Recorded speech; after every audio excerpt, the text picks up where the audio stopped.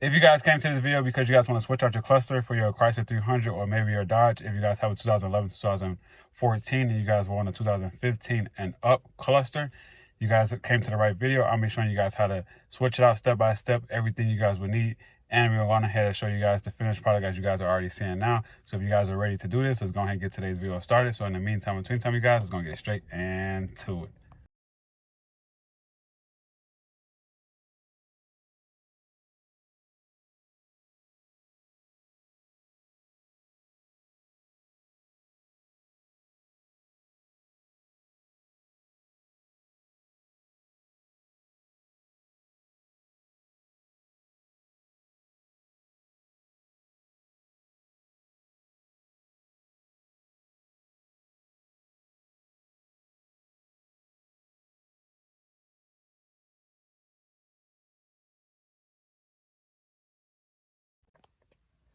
Yo, what's good, everybody? This your boy Reggiejaysneakz coming at you guys today with a new video. If you guys been following my car build, I've been adding stuff to my car as well as, you know, changing a few things here and there. And today is another one of those videos that we're going to be changing another thing to the 300, which is going to be the cluster. As you guys see at the beginning of the video, I showed you guys that I swapped out the cluster, and I'm going to show you guys how to swap out your cluster if you want to swap out your cluster with a new one. If you guys have the old model and you guys want to go ahead and swap it out for the newer model, or if you guys have a newer model but you want to swap it out for maybe a sport cluster or SRT cluster or maybe a Dodge cluster, you can still do that as well. But make sure you guys have the Tazer in your car as well. I have it in my car still plugged up down there. If you guys don't know what that is, just a pretty much a device that you plug into your car that pretty much open up all the pages and the hidden features on your car that it doesn't come with. So with that being said, you guys, that's the first thing you guys will need before you guys even think about doing a cluster swap, because you guys will not be able to use maybe your buttons, as well as a lot of other stuff would not work if you guys don't have that Tesla Tazer in your car. But with that being said, you guys, let's go ahead and get today's cluster swap going. I'm gonna show you guys step by step. You guys won't really need too much. Some panel poppers, as well as flathead, not a flathead or a screwdriver. You guys can just go ahead and say a 4-way screwdriver, or if you guys got a ratchet that fits that little screw size that you want to hurry up and zip them off, you guys can do that as well.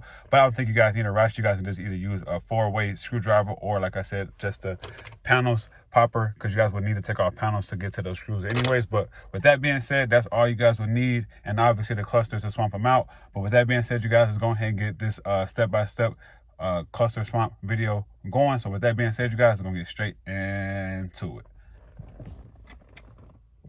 All right, guys, so first thing first that you want to go ahead and do first is going to be opening your door. And you guys see this panel on the side of your dash. You guys want to go ahead and pop this one out with whatever popper you guys have. If you guys buy them offline, I bought the other thing off Amazon.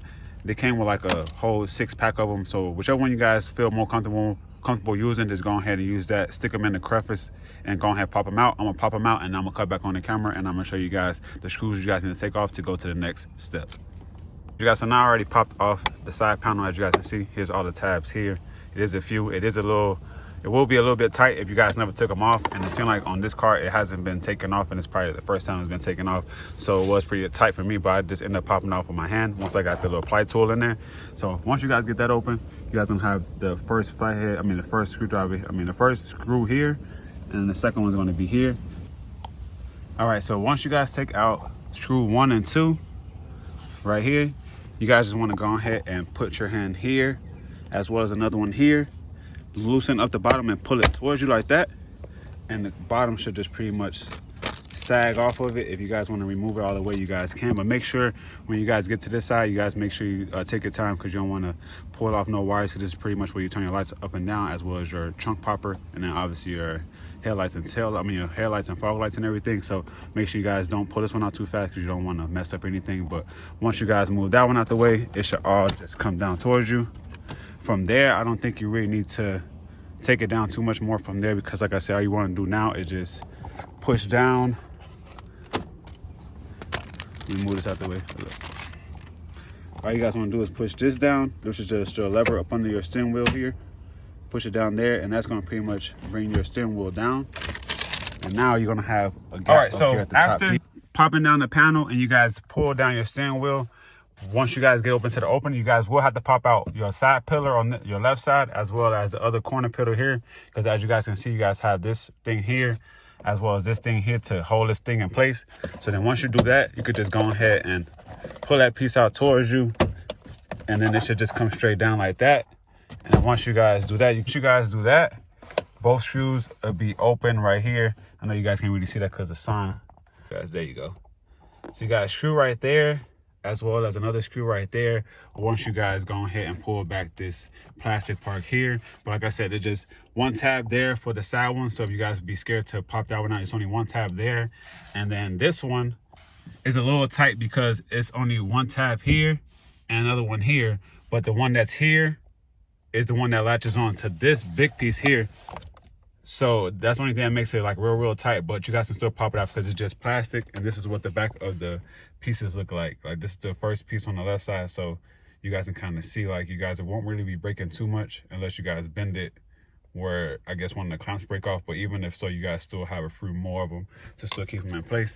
And then this is the other one for the other side. It has just one clamp, and as you guys see, this is how it looks in the front. And then yeah, that's pretty much there. So from there, like that, you guys go ahead and take off those two screws there. I put all my screws in my little holder thing right here, so I want to be looking for it. And then from there, if you guys want to go ahead and let me go so I'm back out. If you guys want to go ahead and pop this one back off by hand, you guys can. But it's pretty much, if you guys want to pull it towards you, because the 3 clips are 1, 2, and 3. It's like right in the middle of the dash thing here. Now I'm going to tell you guys another little, I guess you guys can say, hint or secret, because I know when you guys swamp these things out, this thing sometimes don't want to clamp back on top because the cluster for the new gen is kind of a little bit more bulkier than this one.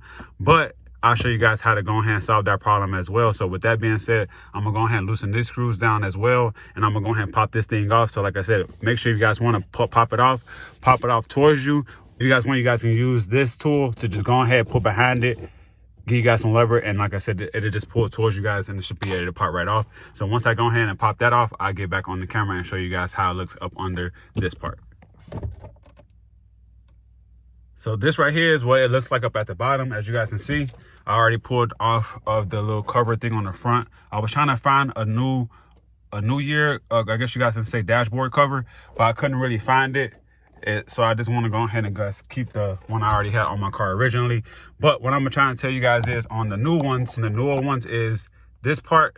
I'll show you guys right here. This part right here, it kind of sticks out a little bit on the old gen, a little bit as well, but on the new gen, this one kind of sticks up way higher. So sometimes you probably have to cut off 1 and 2 with like either some scissors or plastic. I'm gonna go ahead and not really try to cut them off. I'm gonna just see if it kind of can still go on. But if it doesn't go on and still give me, I guess, that little area makes it a little bit harder for it to clamp back in place, then I guess I'll have to cut off these 2 plastic pieces right here on the side of the screw. But it still should be fine because the screw hole is just right here. You won't really be cutting this part off. It'll just be these little things here, just so the cover can go back over the top on the new gen one. So we're gonna do that right now and see how that fits. But once again, once you guys take off the 2 screws at the bottom, it's only 2 more here, 1 and 2. So you guys will be already done. So if you think about it, it's 2 screws here, 2 screws there, that's 4. 2 screws here at the bottom, that makes that, no, 2 screws on the side of the door, so that's 6 screws in total. So you got 2, 4, 6 screws, and you guys can pretty much do your cluster swamp. And just make sure you guys have one of these tabs here, or you guys can just use your hands. But like I said, your hands probably be hurting trying to pull off all those tabs if you guys haven't pulled them off before. So let's go ahead and take off these screws, swamp out the cluster, and see and make sure everything works before we go ahead and tighten up everything else. So with that being said, you guys, let's go ahead and do that. All right, you guys, so we're back at it. I got the cluster in there, got all the screws bolted in, and I will say this again, you will have to modify these clips on the side. These things are way too long for the cover to get on top, to cover on top, to clamp back in place once you guys put it back on top. So you guys will have to shave off those long sides. If not, you guys probably can break them off or saw them off, however you guys want to do it. But for it to go on there, you guys will have to modify the thing on it. It won't make it look pretty, but at the end of the day, you will have a cover on it, so nobody won't really see the top of it as well. But at the end of the day, it's just plastic. All I had was scissors, so it still worked with that. So I made it work, and it do clip on top because I already did it before I bolted it in. And as you guys can see right here, we go ahead and put this thing back on top. I'm gonna clamp it in place, and then I'll let you guys see how it looks. All right, you guys, so I got everything back tightened up. As you guys can see, got the tabs and everything back into place.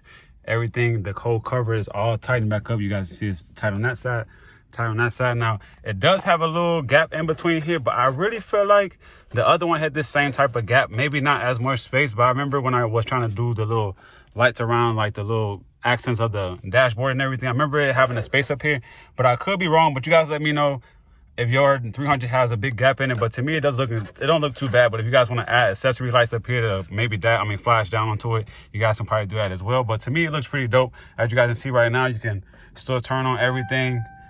My SRT still comes up because obviously I already have my Tazer in my car already. But as you guys can see, everything still comes up, tire pressure, everything like that still on the screen.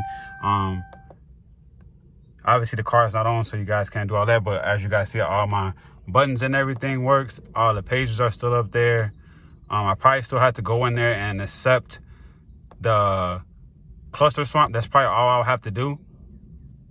And to do that, you guys already know you got to do is just press back, as well as hold the cancel button to go through the pages. And then once you guys get to the page you guys want, you guys just go ahead and hold back again, and then press the on and off to select yes or no.